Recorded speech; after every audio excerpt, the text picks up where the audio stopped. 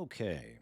Getting everything back here for the live stream. Sorry, guys, things got interrupted there for a minute. We're still just learning, the whole live streaming thing. This is only our, what, technically now our second live episode that we've been going through. So we're going to have little technical things here and there that we're still learning about. I'm just making sure that I have everything. Yep, looks like we're live again. Cool.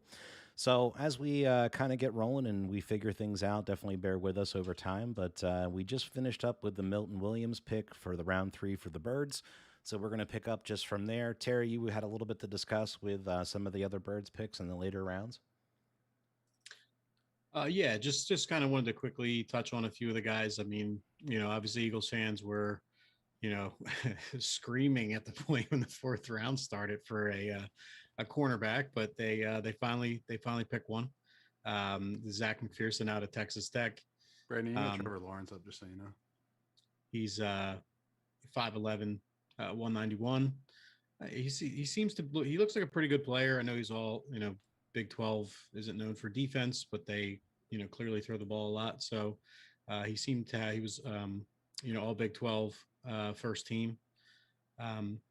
I like what I saw in him. I think he's not great at anything, but he's solid or above average in a lot of things. I thought he really showed to me really good ball skills. Seemed to be a little bit of a ball hawk going after the football. Um, I think he had, I think he had, I don't remember the exact number. I know he had four. I think he had 4 picks this past season. Um, I think he needs a little work. As far as his footwork and um, straight line speed seems well, but he doesn't seem you know really good. He seems a little bumpy in the back pedal, and his change of direction can be a little bit slow at times. But I feel like with good coaching, that he definitely has a lot of the tools to be a pretty solid corner. Especially with everybody seems to be bringing up the Eagles' new defensive coordinator. Gannon is a defensive backs coach by trade, and he seemed to do pretty well with the guys that he got in Indy. So hopefully he can coach this guy up, because we clearly need him. Because right now, after Slay, we know Avante Maddox can't play outside, and more than likely he's destined to play slot or slot corner all year. We need to find some guys that can play. So hopefully they can do something with them. But I like the prospect. I thought I think they got where they got him in the fourth round. I think he was ranked on a few of the top 100s in like I think 84, 85 somewhere. So I think that's pretty good value as well, getting him in there. Can you guys take a look at any of his stuff? Uh, Not a ton of his stuff, just a little bit, but where I had seen him ranked anywhere from right around where you're saying all the way down to significantly lower. And I think that this is where we have such a breakdown in things, and this is really where you can make the difference between a good team and a terrible team is your scouting. I think that right now NFL scouting is terrible, and I think that it's been that way for quite a while. I think you see that where there were 5 quarterbacks taken in the first round this year, as I've said again and again. And let's go back to when Josh Rosen was going to be a surefire starter, and then you had Sam Darnold, who was going to be amazing. And then everyone in that draft class was going to be good. And hey, none of them are with the teams that drafted them anymore. And you've got all these know-it-alls, all the talking heads that are on the networks, and they're like, "Oh, this is a can't miss guy, a can't miss guy," and they're the only people I know that are allowed to be wrong more than weathermen and keep their job with no repercussions. So as far as this pick goes, I love it because you're trusting your guys, and with a new regime, you've got to trust your guys a little bit because you don't want to make the same mistakes that were just made by the last one. So I like it. Trust where he is at 5'11". I think he's got pretty good size. I had seen some stuff where his reach is a little under for his size, but if you can coach him up a little bit and he turns into like a nickel of safety or something like that, or even a dime safety as a rookie, I think that that's a really good pick in the fourth round. So I like that they trusted their own guys, and let's see how their coaching staff can do with them. The running back they got from North Carolina looked pretty good too. Did you have something on him as well, Terry? Yeah. So, well, From yeah, where? Kenny Gainwell out of Memphis. North Memphis, Carolina, that's what it Brandon? was. Come on. North What are you Carolina doing? colors. What are you If I doing? look, thank you. But this guy is I mean, Memphis is slowly becoming a little bit of a little running back factory out of there. I think Antonio Gibson. Um, there was another guy who was pretty good, and then he got hurt. I think he played for the Panthers a couple of years ago. I'm can't remember his name right now, but Memphis is churning out some pretty decent running backs, into the NFL, and this guy looks to be another one. I feel like the Eagles, kind of lucked out in this guy falling to them, in the fifth round. Um, I think it's because he opted out from COVID last season. He's not really a big guy. He's only 5'8", about 200 pounds, but he's more of he's kind of like a third down back, change of pace guy, but was able to run between the tackles pretty well in college, and he's probably got receiver type hands and skills in the passing game. I mean, there was a couple of plays that I saw him make some adjustments on the football and pull the ball in, like he was playing slot receiver. So I feel like he kind of reminds me of, well, not reminds me, but I think that they'll use him in the same way that the Colts kind of use Naeem Hines, in that you can sneak a run in or two with him, up the middle, and he can still get some yardage for you, but he's going to be much more effective as a weapon in the pass game, maybe using him as a little bit of a matchup, like a matchup piece. But I would I mean, I definitely think he's on this team, and I think he's going to be competing for the spot behind Miles Sanders, at the start of the season. Did you happen to catch the block that he had on Micah Parsons that I showed you guys? Yes. D Cleater, dude, took him right off his feet. I loved it. Um, It was even in his scouting report. It says he liked to get in there and hit linebackers a little bit too much. But I was like, nah. we especially like to see that one, especially when Parsons is going to be on our rival now. Um, but Yeah, man. but yeah, I like the look of him, man. He had a ton of big plays, big home run type plays all over the field. And then the other thing that kind of is nice is um you get a running back with like no tread on the tires that you can see has a ton of talent. For me, I think that this is really where we've been talking about. The tread on the tires. That's great, but I don't think that it's necessarily because he opted out that he fell this far. I think this is just how much the pure running back position has become devalued. If you're not Travis Etienne or Najee Harris, you're not getting picked for quite a while most of the time. And I mean, this guy, I think he was ranked top 10 running backs for sure. And to go in the fifth round, I mean, in the 90s and the early 2000s, that would have been unheard of. That would have been a guy who was signed or drafted in third round at the latest. So I just think it's a sign of things that are happening in the NFL right now.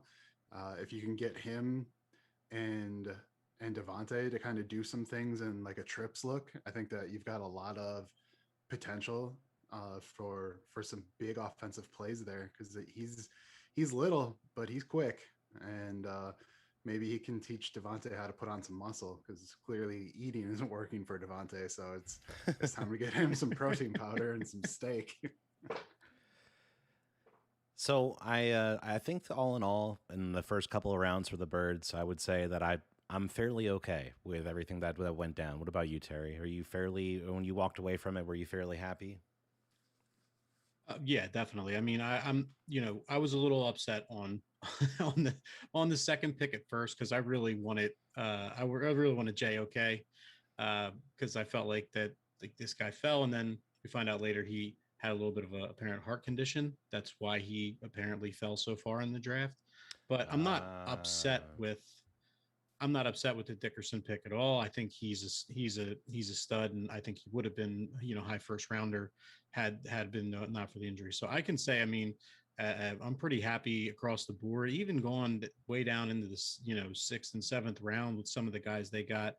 Um, it seems like they're going to try and change a couple of these guys' positions, but I think they picked them based on their production and overall athletic ability and their willingness to play multiple positions, and they can try and use them in different ways. So I'm very happy with the draft overall. um I would have liked to probably see one more corner, considering we have like none right now, but you know it is what it is. We're rebuilding. You can always sign somebody off the free agent list for the cheap to just kind of be a fill-in if you have to. Well, I speaking of think. corners, oh, sorry, go ahead, Paul. Oh no, I was just gonna say. I think that I had seen by like Sunday afternoon that over 100 undrafted free agents had been signed already. So maybe there was someone that they wanted that they just didn't see, and they snatched them. I haven't taken a look at what happened after the draft as far as where they went, but I just know a lot of undrafted guys got signed pretty quick. Yeah, I mean, I can tell you they didn't pick up any undrafted corners as far as I Well, saw fine, as of fine, today. fine. Hate on it. I was trying to be nice and give you some Well, some They hope. did pick up a quarterback from they Wake picked up Forest. yeah, they picked up two quarterbacks apparently, and two receivers, and a tight end with this one of the sweetest mullets I've ever seen. Uh, he's out of Nebraska. The dude looks like he looks like could be a player, but you never know. But I think they didn't pick up any corners is because I think they do have a bunch of guys on their roster that from last season that were kind of like fringe practice squad guys that I think they want to see if they have the ability to make the team. I know there was two guys last year that got hurt in camp that never seemed to make it back up at that. So I think that maybe they're willing to try and maybe give them a little bit of a shot before maybe they go sign a free agent, at least a solid name free agent, to fill in. So, Paul, are you ready? It's time to go into the pack first round. No. No, not ready. Nah, I'm good at this. Cool. Well, your graphic is up there, bud. Take her away when you're ready. All right. So, Eric Stokes out of Georgia. I like the pick because as I can't believe how many people were complaining like the entire weekend about the Packers draft because they didn't get a wide receiver in the first round. Did you see who was available at the end of the first round? Nobody. Yeah, Nobody no that one. you would have wanted to take. And I mean they've got a guy, he's big at 6'1". He played real well at Georgia. He played under Kirby Smart, which is, right from that Alabama coaching tree that isn't always that great, but Kirby stuck with Bama the longest, and he's had a lot of I guess we'll say second tier success in that he's had a lot of good seasons. They've made the SEC championship a couple of times. Um, I think that, and Kirby Smith is a defensive guy, so he's a little physical sometimes, but I kind of like that because I mean you get guys like Richard Sherman who just kind of assault people on the field and only get called for pass interference like one out of every 25 times. So if you can get him to just calm it down a little bit, play press coverage for the first couple of yards, and then if he can get a little more into his transitions and just running with the receiver, he's going to have a lot of really good luck. Um, he had some interceptions. I know that two of them were returned from touchdowns last year. So he's got good vision. He's got decent hands for defensive back, and I'm just excited at the prospect of getting Kevin King the hell out of here because paying him the way that they are, that's criminal. That's like Kirk Cousins criminal. Like you can't do that. What are you doing? So I really like the first round pick here. I think when you watch the tape that he was it. I agree very much, like kind of Certain esque with his hands. So if you can get him to kind of calm that down a little bit, I feel like he would be a pretty good cover corner in the NFL. I think he could definitely be a slot guy, and then kind of go out to the outside as things kind of progress. What do you think? Yeah, that's exactly what I'm thinking. Is that he'll play nickel his first year, and then hopefully he'll pick up enough where they can let Kevin King go, move him out to be that right side corner, and then move move someone else around to pick up that nickel and just kind of go from there. So I'm being a late first round pick. I mean, you're hopefully going to get someone who can make an impact right away, but isn't going to be an immediate star. So I think going after a corner that you want to coach up a little bit, I think that it's a very good pick. Did you hear much in the conjecture online and amongst Packer fans, since our other Packers fan is MIA tonight, as to how they felt about the pick as well? Oh, they hated it. They wanted a wide receiver. Everyone wanted a wide receiver. Like, what are you guys doing? End of the first round. There are no wide receivers left. I mean, sure, you're gonna have like the occasional one who might end up being a good project, but you're not gonna have someone who comes in as an immediate impact player this late in the first round, which is why everyone was so upset that they didn't last year. And last year, with last year's class of wide receivers, totally understand that that's where they should have gone instead of going after Jordan Love. But I mean, this year, all the Packers fans who were just screaming wide receiver, none of you know anything about college football because there weren't any good ones left. All of the good ones were gone and gone early. I mean, we were sitting there at the end of the first round, like, who would you take? Like, there's no good names left. Like, nobody left on the board that would have been that flashy name that would have been like, oh, we finally got that guy for Rodgers. Yeah, exactly. It would have been like, wow, you reached for that guy. What were the Exactly. Packers thinking? And so I'm 100% fine with this. I like this more than trading back in the first round or like out of the first round into the second because I think that getting somebody who can be a starter in the league is a good pickup this late in the first. Cool. So we got the second round graphic up there. Go ahead when you're ready. All right, so for some reason, the Packers brought back Aaron Jones and let go of Corey Linsley, and I'm not okay with it. I I don't. I like Aaron Jones, but you don't pay a running back that much. So, what do you need? You need a center. Where do you go? The same place you got the last one, Ohio State. Well, we've talked about Ohio State not producing good quarterbacks.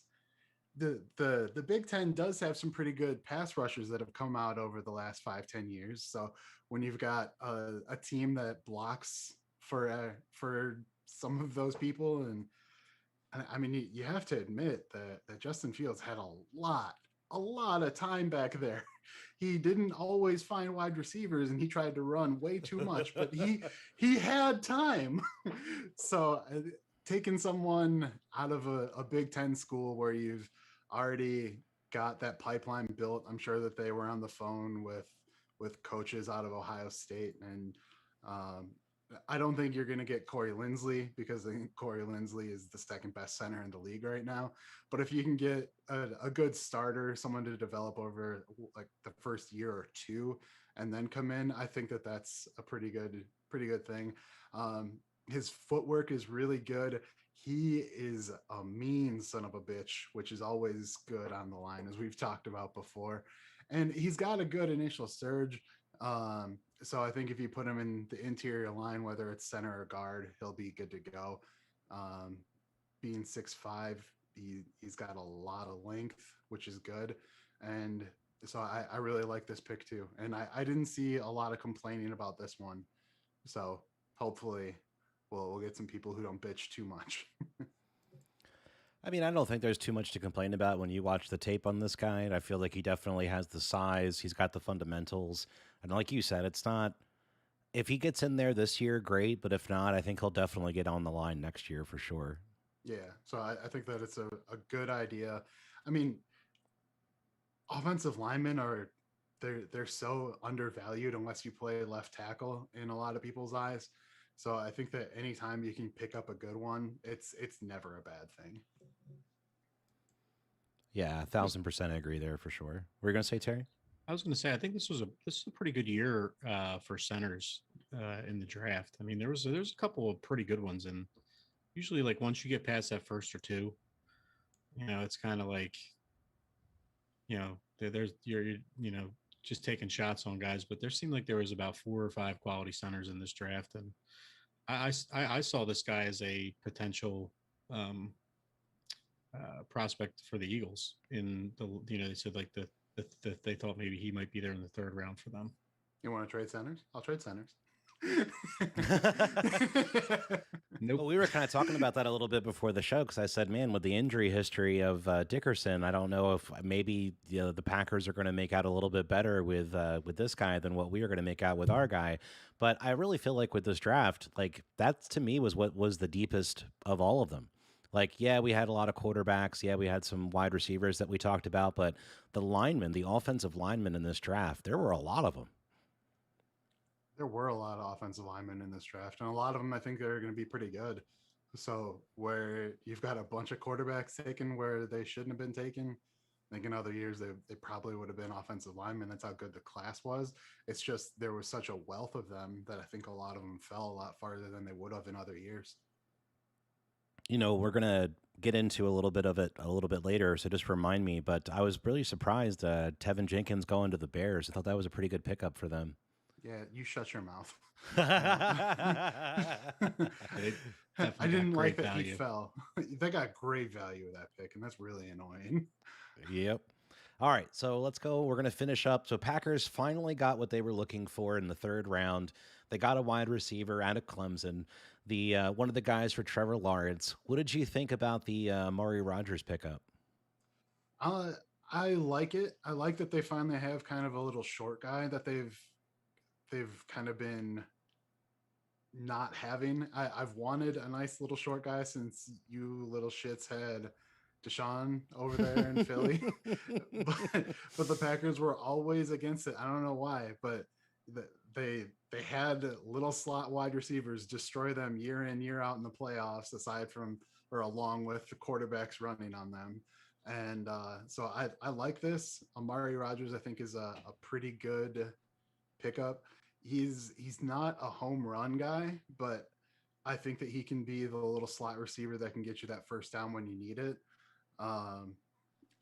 I'm interested in what Robert Tonyan does this year since he kind of had a breakout year last time. I know he spent the last 3 seasons living in the off season with George Kittle. So George Kittle, thank you. I really appreciate you for developing our tight end here. So I think that Amari is going to fit in real well. I could see him being just a really good slot guy, playing out of trips and using some scheming to get him open, some rub routes. And I think that he'll be a nice little outlet for whoever plays quarterback for the Packers next year. I think he's a great compliment to Adams for sure. Does that mean that, do we really want to touch on the fact that it's everybody's been reporting that the Broncos are going hard after Aaron Rodgers? I don't see what the Broncos have to give to the Packers that they would want for Aaron Rodgers. Like I saw a lot of like mock-up trades, and they were all awful, and a lot of them included Surtain. Yeah, okay. I was like, they just got him. Why they're gonna immediately package him in a trade for Rodgers? And you guys drafted a cornerback 1st round. You're gonna win another one too. You guys need a bunch of them. Yes. But I don't know. Like, if I'm the Packers, I let that motherfucker retire. Like, you want to be that big of a diva? Fine. You ain't playing anywhere. You're either playing here or you're not making 8 figures a year ever again. So I really hope that either Rodgers comes back as a Packer and realizes, hey, I'm not as important as I thought I was, or that they just let him retire, because you cannot be the first team to trade a reigning MVP. You just can't do it. So I would much rather have them not get anything for him, not let him play anywhere else, especially when you're not going to get a good return. He's got such a big cap hit. So nah, let him retire. So whoever plays, whether it's Jordan Love, and then I'll know what it's like to be an Eagles fan where we don't have a quarterback, and it's going to be depressing because my entire life we've had Hall of Fame quarterbacks in Green Bay, and we're due for some bad luck here. So, what do you think about the reports that I heard about the Packers being interested in Justin Jefferson last year? I really would have liked Justin Jefferson. We've talked about that so much for the Eagles. I was surprised. I'm like, man, did everybody want that guy last year or what? Everybody but the Eagles. Justin Jefferson. I think T. Higgins might have been on the draft board still when he was available. Like the Packers just lost out on such a home run hitter. But who knows? Maybe Marquez Valdez-Scantling learns how to catch. And I mean, he's got really good size. Dude is 6'5". I think Devontae's like 6'2". So when you pair all those guys together, then I think Amari Rodgers can fit right in as long as he can catch. And having played with Trevor Lawrence the last few years, I think he knows how to catch pretty well. Yeah, when you watch the clips with Amari, I thought a lot of his catches were really smooth. He's got good footwork. He runs his routes pretty well. I don't think, like you said, I don't necessarily a huge home run guy, but I think if you can get him on the slant or maybe out in the post, I think all those things work out pretty well for him. I think when you have Devontae Adams, you don't need another home run guy. If you have someone who can help take some of the pressure off in the middle of the field and help get those first downs. So you don't have to force it to Devontae on like every other play. Exactly. So I think at this point they just need someone who can fit in, and I think that this guy's just going to end up being a pretty good fit. So I think we're going to have one more, which is our surprise for the draft. They traded up for him, which I think was a huge surprise. I heard that the Minnesota Vikings had their eye on him as well, and that is, I'm of course talking about Justin Fields. And I think that was one of the biggest surprises of the draft night. I found a cool little mock-up there of him in the Bears jersey. It's probably the cleanest that jersey's ever going to look. What did you guys think about the Bears trading up for Justin Fields? As a Packers fan, I love it.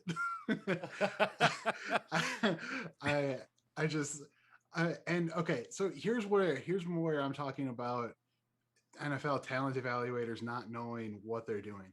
Mel Kiper Jr., who's supposed to be, him and Todd McShay are like two of the three best talent evaluators.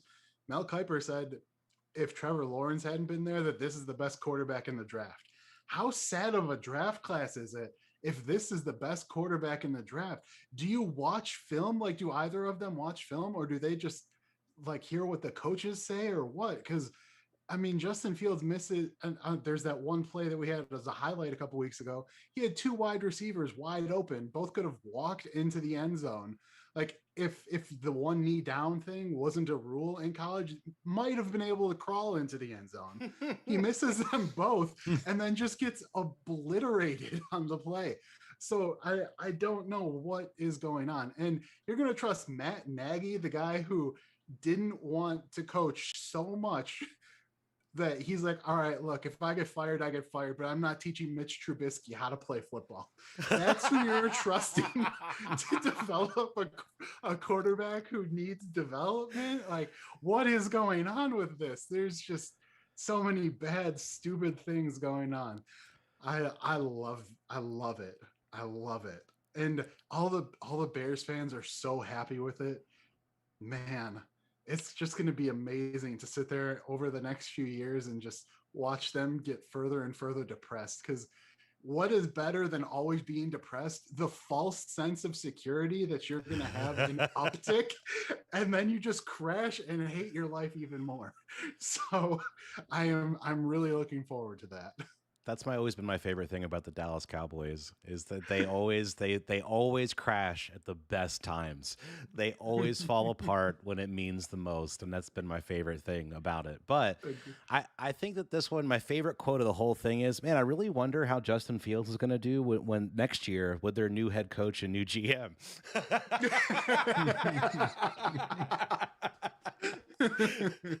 Because I feel like they needed to swing for the fences. They needed to hit a home run, and that's what I think they tried to do here. Is to try to go get the quarterback they could try to get, and hopefully he keeps their jobs intact. I don't think it's going to happen. I think they'll be gone.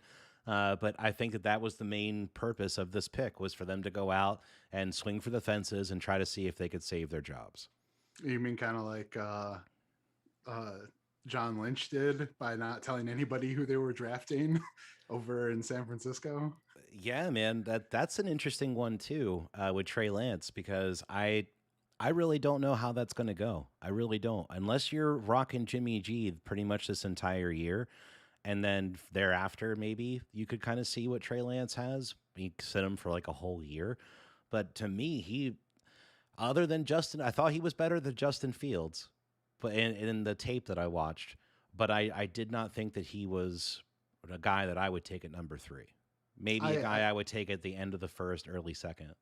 Yeah, no, I agree with that. I think that I had him as the second best prospect overall for quarterbacks, but not by starting right away. If you start him right away, when Jimmy G gets injured, like Jimmy G always does, like this kid is going to be in so much trouble. He's either going to be the Justin Herbert that no one saw coming, or he's going to be the Jamarcus Russell who is so sick of getting hit that you send him home with blank tapes and then ask him the next day, hey, what'd you think of these tapes?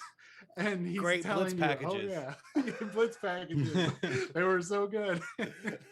So I think there's no in between. Either he sits for a year or he's Jamarcus Russell and just wants out. CJ Beathard 2.0, we can call it now. There we go. Yeah. I think it's going to be interesting to see what happens with the 49ers. Like I said, I have absolutely no faith in Shanahan at this point. I've lost it all. So I really don't think that he's going to be able to pull it out there. His decision making to me is the biggest problem of that whole thing. Trey Lance's decision making? No, Shanahan, their coach. Oh, what's the coach of the Niners? Because that's the fact that they can't run the ball. Like all they would have to do is hand off the ball in a different way every single play, and they could win the game. And they refuse to do it. Like they have such a dynamic run game that they could literally run damn near every play of the game and they could still win the game, and they just won't. Let's have CJ Beathard drop back 33 times and we'll see how this pans out. It's the dumbest strategy I've ever seen in my life. So I just don't understand why anyone has faith in him being a successful head coach at this point. Oh, because he's going with the trends. You know, the NFL is a passing league now. You don't want to run the ball. Well, I think it's like you said, that his dad basically got, ran the league at the end because it's all he ever did was run the ball. And I think that he just doesn't want to be his dad. I think it's going to be interesting when you have two Shanahans, one run out of the league for running the ball and the other run out of the league for passing the ball. I mean, they need to have like a kid or a relative come in, and then he's 50-50 right down the line, and then he gets fired for not being dynamic enough. That's the only way to make this better. Oh, man. It's going to be like the next Manning that's supposed to be coming up. It's going to be better than all of them. What the heck is his name? Arch. Yeah, Arch. Yeah, I think it's Arch. I think it's Arch is what they're going by, because I know he's named after the grandpa, obviously. Yeah, the grandfather, Archie, right? Yeah. And I mean, from all accounts, this kid he's got a chance to be the best one in the family. Obviously, he's still in high school. It's not hard to beat out Eli, so come on now. It was really a battle for second, but we'll have to see. So hold on. If this guy comes in, he sets a bunch of records, but either wins 1 or 0 Super Bowls, is he better or worse than Eli? If he can give me more Manning face memes, then I'm happy. I don't care. If you look That's up fair. Eli face on Google, you're guaranteed to giggle. Just watch some of the Giants draft reactions after the Eagles traded ahead of them. You probably saw a bunch of them then. Yeah, tons of Eli faces. Yes, sir. Well, hey guys, it's been our second episode here of the Muffed Punt podcast. I felt like things went pretty well this evening. We're still working out the kinks in a few areas, but I feel like all in all, pretty good. Next week, we're thinking about doing the maybe top 10 draft busts, or we'll figure out how we're going to exactly do it. Maybe Paul and Nate can do some Packers draft busts, and then Ralph and Terry and I can do some Eagles ones. We'll have to see how it goes. I already looked up a few before the podcast, and I already have a pretty lengthy list that we could spend a lot of time on Eagles draft busts. Awesome. Well, that'll be a lot of fun for sure. What about you, Paul? Well, we could just take Packers defensive backs taken in the first round over the last decade, and then everyone aside from Jair Alexander that has failed. So, yeah, we're what gonna round be. did you guys take Eddie Lacy in? Second, I think. He Was a that second round? pick. Yeah, and I'm sorry, but Eddie Lacy was great for a second round pick. He played phenomenally until his last year in Green Bay. Until he hit the buffet line, and then after that, it was all downhill. All right, guys. Well, I want to thank everybody for tuning in as always. Make sure if you're here, make sure you hit like, make sure you subscribe, and we'll be back again next week. I think we're going to kind of maybe play around with the day and time, but we have to kind of figure out where everybody feels happy about everything. So, and obviously once football season comes up, that might change things around a little bit as well. So we'll see where we get audience and where we get people show up and get audience participation the most, and we'll try to work our way around that. What do you guys think? I'm up for whatever. Awesome. Same All right. here. Well, thanks for tuning in for another episode of the Muffed Punt podcast, and I hope you guys have a wonderful rest of your night.